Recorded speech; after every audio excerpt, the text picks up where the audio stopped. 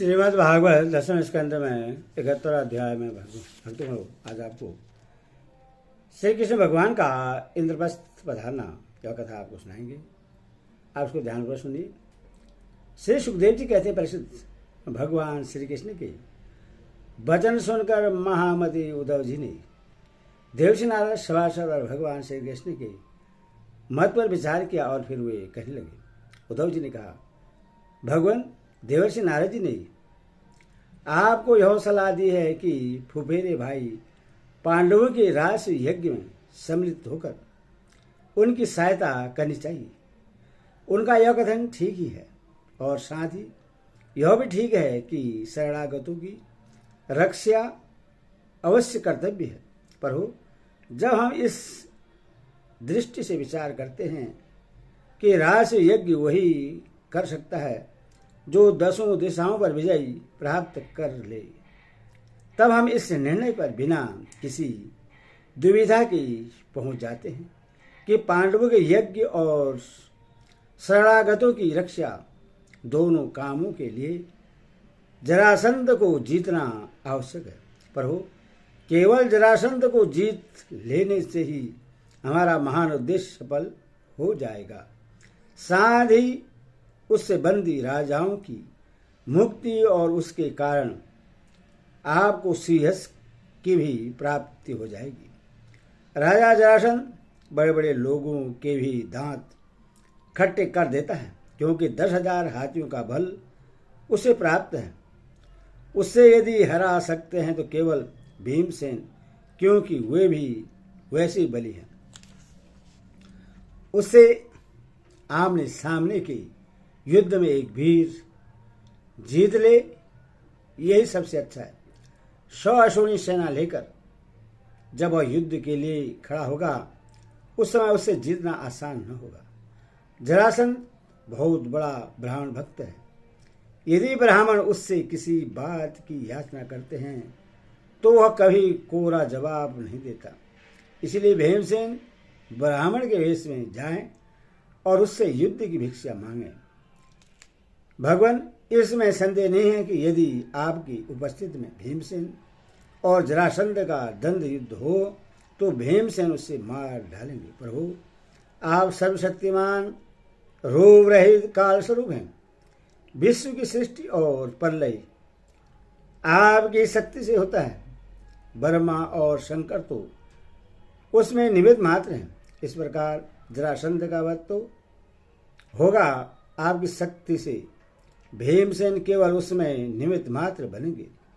जब इस प्रकार आप जरासंध का वध कर डालेंगे, तब कैद में पड़े हुए राजाओं की रानियां अपने महलों में आपकी इस विशुद्ध लीला गान करेंगी कि आपने उनके शत्रु का नाश कर दिया और उनके प्राणपतियों को छुड़ा दिया। ठीक वैसे जैसे गोपियां शंखचूड़ से छुड़ाने की लीला का आपके शरणागत मुनिगण गजेंद्र और जानकी जी के उद्धार की लीला का तथा हम लोग आपके माता पिता को कंस के कारागार से छुड़ाने की लीला का गान करते हैं। इसलिए प्रभु, जरासंध का वध स्वयं ही बहुत से प्रयोजन सिद्ध कर देगा। बंदी नरपतियों के पुण्य परिणाम से अथवा जरासंध के पाप परिणाम से सच्चिदानंद स्वरूप श्री कृष्ण आप भी तो इस समय रास यज्ञ का होना ही पसंद करते हैं। इसीलिए पहले आप वहीं पधारिए। श्री सुखदेव जी कहते हैं, परीक्षित, उद्धव जी की यह सलाह सब प्रकार से हितकर और निर्दोषी देवर्षि नारद, यदुवंश के बड़े बुढ़े और स्वयं भगवान श्री कृष्ण ने भी उनकी बात का समर्थन किया। अब अंतर्यामी भगवान श्री कृष्ण ने वसुदेव आदि गुरुजनों से अनुमति लेकर दारुक, जेत्र आदि सेवकों को इंद्रप्रस्थ जाने की तैयारी करने के लिए आज्ञा दी। इसके बाद भगवान श्री कृष्ण ने यदुराज, उग्रसेन और बलराम जी से आज्ञा लेकर बाल बच्चों के साथ रानियों और उनके सब सामानों को आगे चला दिया और फिर दारूक के लाए हुए गरुड़ध्वज रथ पर स्वयं सवार हुए। इसके बाद रथों, हाथियों, घुड़सवारों और पैदलों की बड़ी भारी सेना के साथ उन्होंने प्रस्थान किया। उस समय मृदक, नगारे, ढोल, शंख और नरसिंहों की ऊंची ध्वनि से दसों दिशाएं गूंज उठी। सती शिरोमणि रुक्मणी जी आदि सहस्त्रों श्री कृष्ण पत्नियां अपनी संतानों के साथ सुंदर सुंदर वस्त्राभूषण, चंदन, अंगराग और पुष्पों के हार आदि से सज धज कर ढोलियों, रथों और सोने की बनी हुई पालकियों में चढ़कर अपने पतिदेव भगवान श्री कृष्ण के पीछे पीछे चली। पैदल सिपाही हाथों में ढाल तलवार लेकर उनकी रक्षा करते हुए चल रहे थे। इसी प्रकार अनुचरों की स्त्रियां और वरागनाएं भली भांति श्रृंगार करके खस आदि की झोपड़ियों, भांति भांति के तंबू, करनातों, कंबलों और ओढ़ने बिछाने आदि की सामग्री को बैलों, भैंसों, गधों और खच्चरों पर लाद कर तथा स्वयं पालकी, ऊंट और छकड़ों और हथिनियों पर सवार होकर चले। जैसे मगरमच्छों और लहरों की उछल कूद से शुद्ध समुद्र की शोभा होती है, ठीक वैसे अत्यंत कोलाहल से परिपूर्ण फहराती हुई बड़ी बड़ी पताकाओं, छत्रों, चौरों, श्रेष्ठ अस्त्र शस्त्रों, वस्त्राभूषणों, मुकुटों, क्वंचों और दिन के समय उन पर पड़ती हुई सूर्य की किरणों से भगवान श्री कृष्ण की सेना अत्यंत शोभायमान हुई। देवशी नारद भगवान श्री कृष्ण से सम्मानित होकर और उनके निश्चय को सुनकर बहुत प्रसन्न हुए। भगवान के दर्शन से उनका हृदय और समस्त इंद्रियां परमानंद मग्न हो गई। विदा होने के समय भगवान श्री कृष्ण ने उनका नाना प्रकार की सामग्रियों से पूजन किया। अब देवर्षि नारद ने उन्हें मन ही मन प्रणाम किया और उनकी दिव्य मूर्ति को हृदय में धारण करके आकाश मार्ग से प्रस्थान किया। इसके बाद भगवान श्री कृष्ण ने जरासंध के बंदी नगरवासियों के दूत को अपनी मधुर वाणी से आश्वासन देते हुए कहा, दूत, तुम अपने राजाओं से जाकर कहना, डरो मत, तुम लोगों का कल्याण हो, मैं जरासंध को मरवा डालूंगा। भगवान की ऐसी आज्ञा पाकर वह दूत गिरिव्रज चला गया और नरपतियों को भगवान श्री कृष्ण का संदेश ज्यों का त्यों सुना दिया। वे राजा भी कारागार से छूटने के लिए शीघ्र शीघ्र भगवान के शुभ दर्शन की बाट जोहने लगे। परिषद जब भगवान श्री कृष्ण अनर्थ, शोभीर, मरु, कुरुक्षेत्र और उनके बीच में पड़ने वाले पर्वत, नदी, नगर, गांव, अहिरों की बस्तियां तथा खानों को पार करते हुए आगे बढ़ने लगे। भगवान मुकुंद मार्ग में दत्ती एवं सरस्वती नदी पार करके पंचाल और मत्स्य देश में होते हुए इंद्रप्रस्थ जा पहुंचे। पर भगवान श्री कृष्ण का दर्शन अत्यंत दुर्लभ है। जब अजातशत्रु महाराज युधिष्ठिर को यह समाचार मिला कि भगवान श्री कृष्ण पधार गए हैं, तब उनका रोम रोम आनंद से खिल उठा। वे अपने आचार्यों और स्वजनों संबंधियों के साथ भगवान की आगवानी करने के लिए नगर से बाहर आए। मंगल गीत गाए जाने लगे, बाजे बजने लगे। बहुत से ब्राह्मण मिलकर ऊंचे स्वर से वेद मंत्रों का उच्चारण करने लगे। इस प्रकार वे बड़े आदर से ऋषिकेश भगवान का स्वागत करने के लिए चले। जैसे इंद्रियां मुख्य प्राण से मिलने जा रही हों, भगवान श्री कृष्ण को देखकर राजा युधिष्ठिर का हृदय स्नेहाति रेग से गदगद हो गया। उन्हें बहुत दिनों पर अपने प्रियतम भगवान श्री कृष्ण को देखने का सौभाग्य प्राप्त हुआ था, अतः वे उन्हें बार बार अपने हृदय से लगाने लगे। भगवान श्री कृष्ण का श्री विग्रह भगवती लक्ष्मी जी का पवित्र और एकमात्र निवास स्थान है। राजा युधिष्ठिर अपनी दोनों भुजाओं से उसका आलिंगन करके समस्त पाप तापों से छुटकारा पा गए। वे सर्वतो भावेनम परमानंद के समुद्र में मग्न हो गए। नेत्रों में आंसू छलक आए, अंग अंग पुलकित हो गए। उन्हें इस विश्व प्रपंच के भ्रम का तनि भी समझ न रहा। तदंतर भीमसेन ने मुस्कुराकर अपने ममेरे भाई श्री कृष्ण का आलिंगन किया। इससे उन्हें बड़ा आनंद मिला। उस समय उनके हृदय में इतना प्रेम उमड़ा कि उन्हें ब्रहा विस्मृत सी हो गई। नकुल, सहदेव और अर्जुन ने भी अपने परम प्रियतम और हितैषी भगवान श्री कृष्ण का बड़े आनंद से आलिंगन प्राप्त किया। उस समय उनके नेत्रों में आंसू की बाढ़ सी आ गई थी।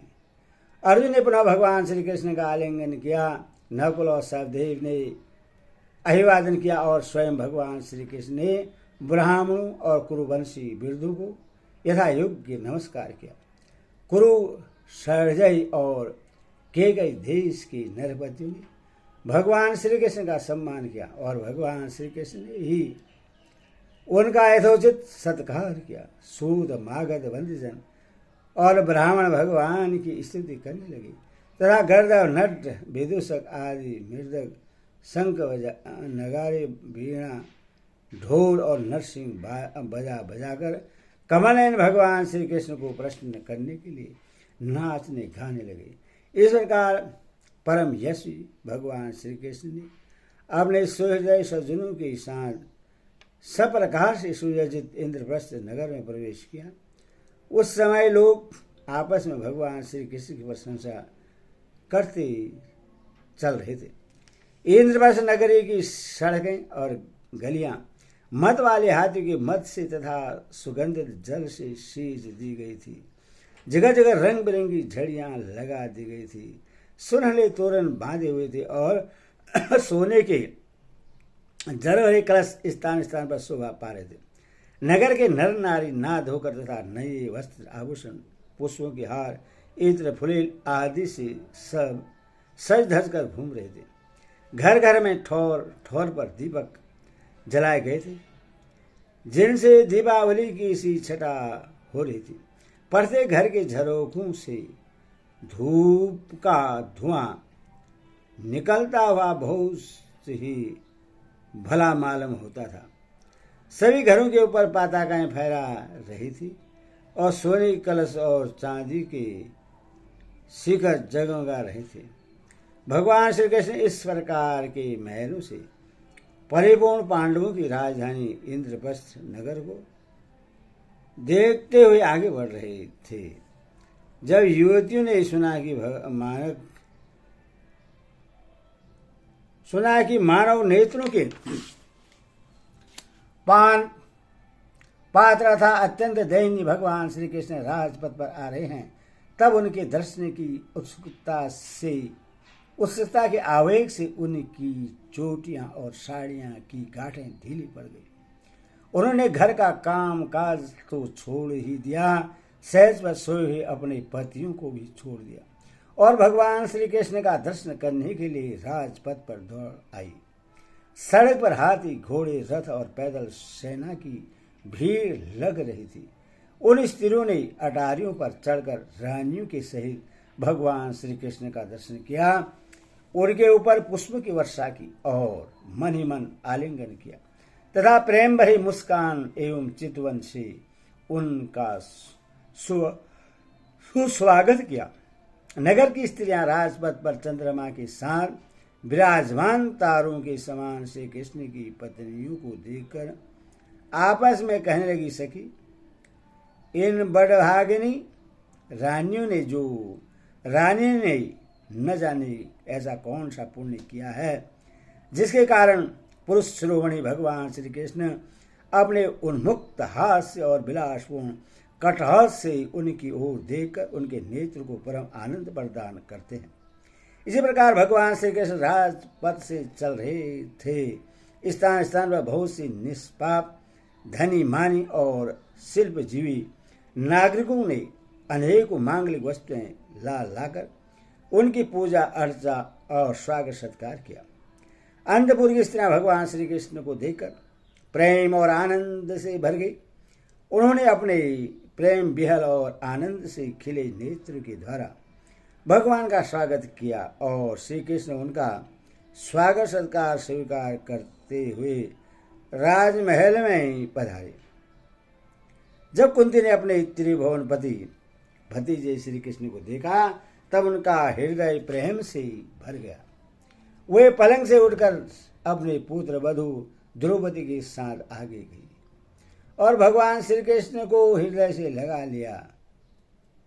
देवेश्वर भगवान श्री कृष्ण को राजमहल के अंदर लाकर राजा युधिष्ठिर आदर भाव और आनंद के उद्रेक से आत्मविस्मृत हो गए।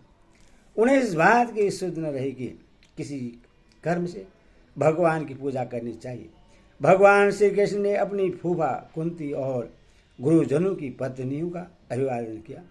उनकी बहन सुभद्रा और द्रौपदी ने भगवान को नमस्कार किया। अपनी सास कुंती की प्रेरणा से द्रौपदी ने वस्त्र आभूषण माला आदि के द्वारा रुक्मणी सत्यभामा भद्रा जामवंती कालिंदी मित्रविंदा लक्ष्मणा और परम साध्वी सत्या भगवान श्री कृष्ण की इन पटरानियों का तथा वहां आए भी श्री कृष्ण की अन्यायन रानियों का भी यथायोग्य सत्कार किया।